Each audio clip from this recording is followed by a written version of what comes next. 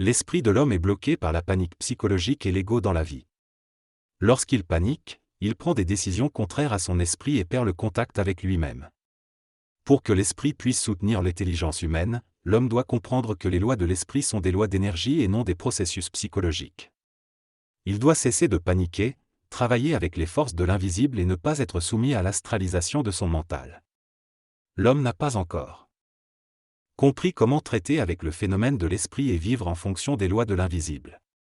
Il doit apprendre à vivre son rapport avec l'esprit de manière totale et inséparable de sa réalité. Avant que l'esprit puisse l'aider totalement dans son intelligence, il doit apprendre à le vivre, le supporter et être pénétré par lui afin d'intégrer son énergie. L'accès à l'esprit n'est pas donné facilement et représente une transformation de la conscience de la Terre. L'évolution des rapports entre l'esprit et l'homme est liée à l'évolution de l'humanité et aura des conséquences profondes dans l'évolution de la Terre. Pour bénéficier du contact avec l'esprit, l'homme doit intégrer son énergie à travers des événements qui ne correspondent pas toujours à ses attentes. Il doit également purifier son ego et intégrer la loi de l'énergie, du pouvoir et de l'intégration dans la fusion. La conscience supramentale représente une réorganisation psychique de l'homme, une réévaluation de sa relation avec l'invisible et une capacité à supporter le temps. L'homme doit être conscient de la distance entre son vouloir et son pouvoir, et réduire cette distance pour établir une relation étroite entre ce qu'il veut et ce qu'il peut. La descente de l'esprit dans la matière représente un mouvement cosmique et un nouvel âge dans l'évolution de l'humanité. L'homme doit être capable de supporter le processus transformationnel de la conscience supramentale sans paniquer face aux événements qui ne correspondent pas à ses attentes. S'il ne peut pas atteindre un niveau de conscience supérieur, il ne pourra jamais bénéficier du pouvoir de l'esprit et devra vivre avec des embûches. La lumière de l'esprit est parfaite et l'homme doit acquérir la capacité d'en vivre la réalité sans se laisser influencer par l'astralisation de son mental. La faiblesse de l'homme face aux événements qui ne correspondent pas à ses souhaits l'empêche de bénéficier du mouvement de l'esprit à travers son mental. Ère évoluée, l'homme doit dépasser l'aspect occulte de sa conscience et éliminer ses imperfections passées. L'évolution de l'esprit à travers l'homme se manifeste à travers la matière et nécessite l'intégration de l'énergie. L'homme nouveau doit vivre la présence de l'esprit à travers les événements, même s'ils ne correspondent pas à ses attentes immédiates. Le pouvoir créatif de l'esprit à travers l'ego est une partie de la domination des forces cosmiques sur la Terre, et non un simple plaisir égoïste. Au cours de l'évolution, la nature humaine sera transformée à travers les événements qui constituent des obstacles à la transformation de sa conscience. Lorsque l'homme sera capable d'absorber l'énergie amenée par l'esprit, il pourra égaler sa créativité à la présence de l'esprit dans son mental. L'évolution de la conscience supramentale sur la Terre dépend de la capacité de l'homme à s'informer de la présence de l'esprit dans son mental et à se libérer de sa conscience planétaire, assujettie au mental inférieur. Pour cela, il doit développer sa capacité mentale d'intégrer et de supporter l'énergie. En intégrant cette énergie, l'homme pourra ressentir le pouvoir et la présence de l'esprit en lui, et développer un mental qui ne se laisse plus perturber par les événements. Grâce à cette intégration, l'homme apprendra à voir le jeu subtil de l'esprit. Dans cet extrait, l'auteur explique que l'esprit est toujours présent en chaque être humain et qu'il est primordial d'apprendre à travailler avec cette énergie. Cependant, tant que l'homme ne développe pas un niveau de conscience mentale suffisamment élevé pour supporter les illusions temporaires créées par l'esprit, il ne pourra pas pleinement bénéficier de sa présence. L'évolution de l'homme dépend de sa relation avec l'énergie de l'esprit à travers les événements de sa vie. L'auteur souligne que l'homme doit abandonner son impuissance psychologique et ses illusions d'impuissance afin de pouvoir utiliser sa conscience créative. En faisant cela, il découvrira le pouvoir à travers l'expérience du temps qui ne se conforme pas à ses désirs. L'auteur insiste sur l'importance de supporter le temps pour supporter l'esprit. Si l'homme n'est pas capable de le faire, il se perd dans des illusions et se soumet à des personnalités astrales qui compromettent son lien avec son double spirituel. L'auteur avertit également que les jeux de la vie, de la science du mental et de l'esprit sont occultes et complexes. Il encourage l'homme à prendre conscience de la présence de l'esprit en lui et de son rôle dans sa manifestation de l'intelligence. Lorsqu'il en est conscient, il n'a plus besoin de subir des pensées illusoires. L'évolution de la conscience supramentale sur Terre est un processus à grande échelle qui commence avec l'homme et s'étendra à toute l'humanité. Pour cela, l'homme doit prendre conscience de la présence permanente de son esprit en lui. Cela nécessite de comprendre les lois de l'esprit et du mental, et de développer une transparence de l'ego. L'homme doit également apprendre à supporter le temps de l'esprit, car c'est à travers ce temps que les forces de l'esprit se manifestent et créent les conditions nécessaires à la structuration psychique de l'individu. Plus l'homme évolue vers une conscience intégrale et intègre l'énergie, moins il souffre et plus l'esprit peut se manifester créativement à travers l'ego. Cependant, l'esprit ne révélera pas sa lumière sur le plan matériel. Tant que l'homme n'aura pas pleinement bénéficié de sa relation avec lui-même. Cela nécessite de supporter l'énergie du temps créé par l'esprit afin de perfectionner les corps subtils et d'améliorer la réceptivité de l'individu. L'évolution de la conscience humaine exige que les individus développent une conscience inaltérable et sans faille, ainsi qu'un lien fort entre l'esprit et l'ego.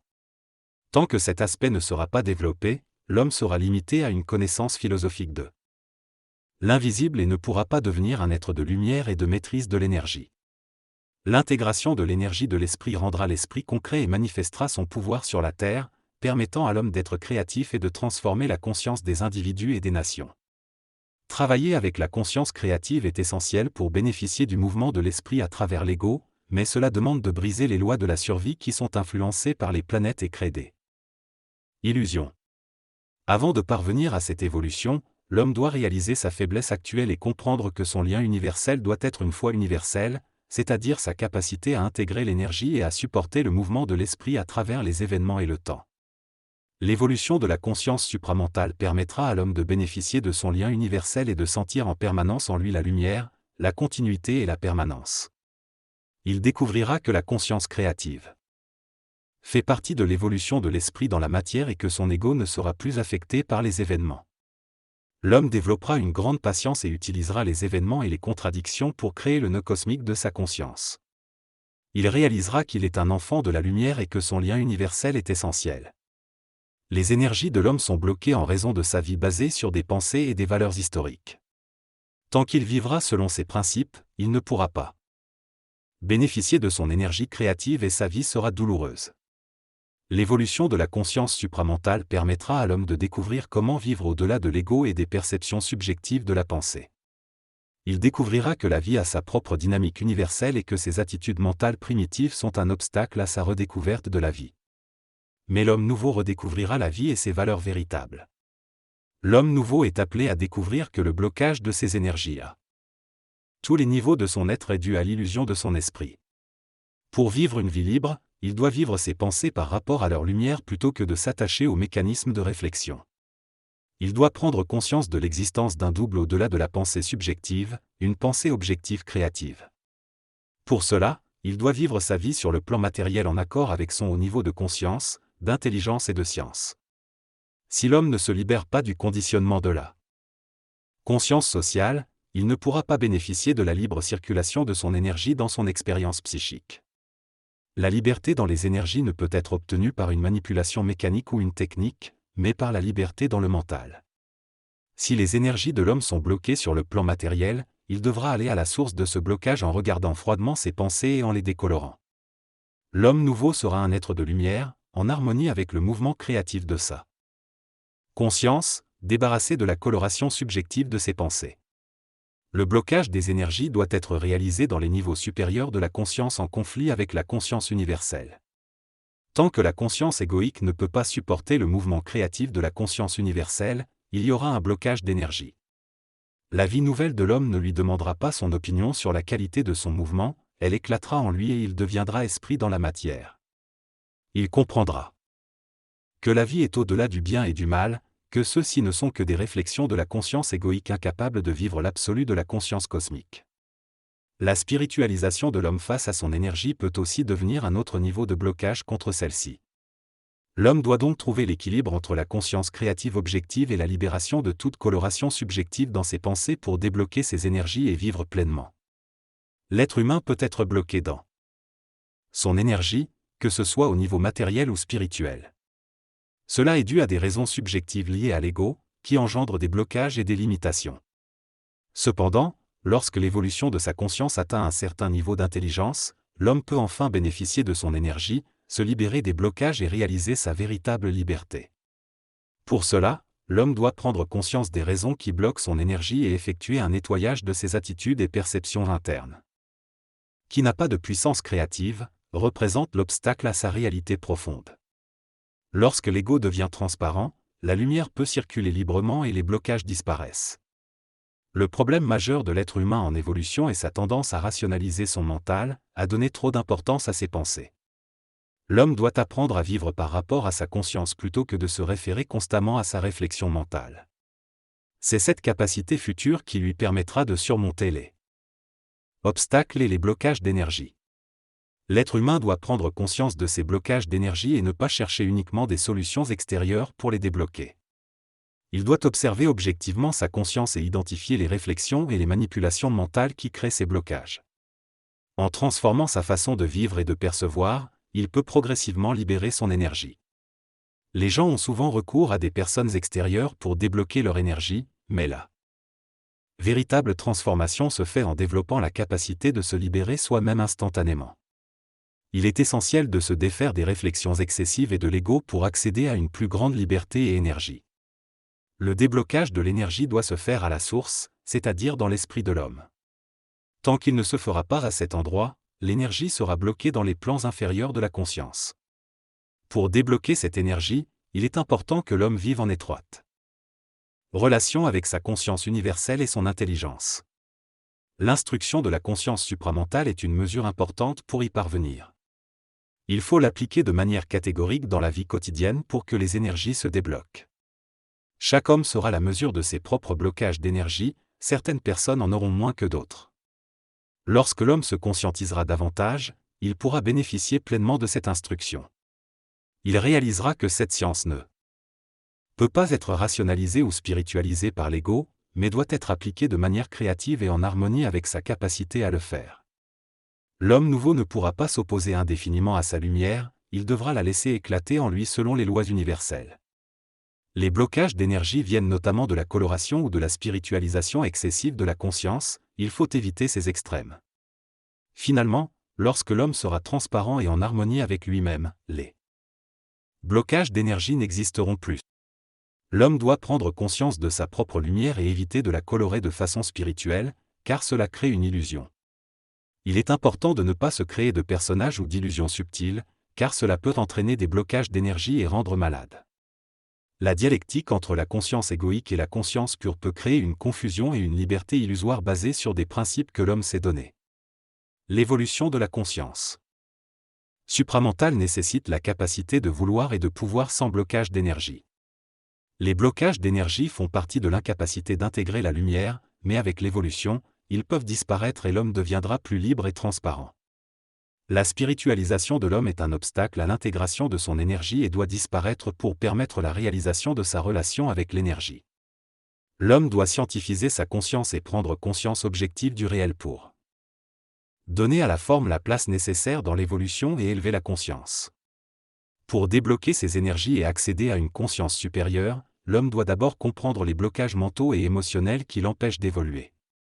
Il ne peut pas vivre selon des principes de l'involution, basés sur l'égoïsme, mais doit plutôt adopter une nouvelle dynamique basée sur la créativité et la transparence de son ego. Pour se libérer, il doit s'opposer aux blocages et les éclater plutôt que de les rationaliser. Il doit examiner en lui-même les raisons de ces blocages et dépasser les conditions psychologiques, émotionnelles et mentales qui l'empêchent d'allier son énergie à son ego.